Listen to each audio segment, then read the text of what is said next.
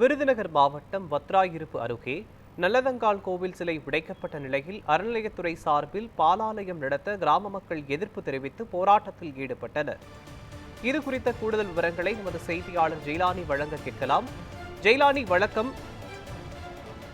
விருதுநகர் மாவட்டத்தில் உள்ள நல்லதங்கால் சிலை உடைக்கப்பட்டது தொடர்பாகவும் அது குறித்து அறநிலையத்துறை பாலாலயம் செய்ய கிராம மக்கள் எதிர்ப்பு தெரிவித்து போராட்டத்தில் ஈடுபட்டிருக்கின்றனர். தொடர்பான விவரங்களை சொல்லுங்கள்.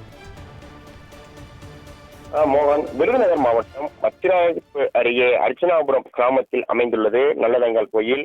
தமிழக பெண்களின் கலாச்சாரத்திற்கும் அண்ணன் தங்கை உறவிற்கும் மிகச்சிறந்த எடுத்துக்காட்டாக விளங்கிய நல்லதங்கால் அவர் வாழ்ந்த 15ஆம் நூற்றாண்டில் நாட்டில் நிலவிய கடும் பஞ்சம் காரணமாக பசியால் துடித்த தனது 7 பிள்ளைகளையும் கிணற்றில் வீசி கொண்டுவிட்டு தானும் அந்த கிணற்றில் விழுந்து தற்கொலை செய்து கொண்டார்.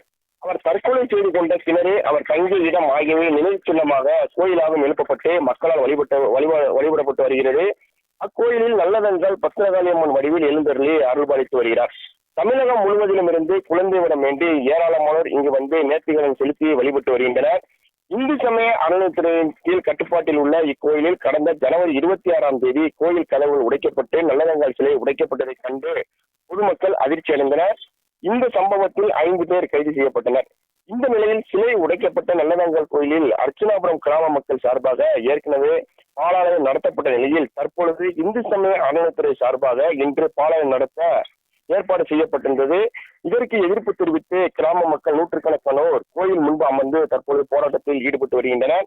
சம்பவ இடத்திற்கு மாவட்ட காவல் துணை கண்காணிப்பாளர் ராஜா, காவல் ஆய்வாளர் மாரியப்பன், வட்டாட்சியர் ஆண்டாள் உள்ளிட்ட அதிகாரிகள் பேச்சுவார்த்தையில் ஈடுபட்டு வருகின்றனர். இதனால் அந்த பகுதியில் 30க்கும் மேற்பட்ட போலீசார் குவிக்கப்பட்டுள்ளதால் ஒரு பரபரப்பான சூழ்நிலை நிலவேறுகிறது.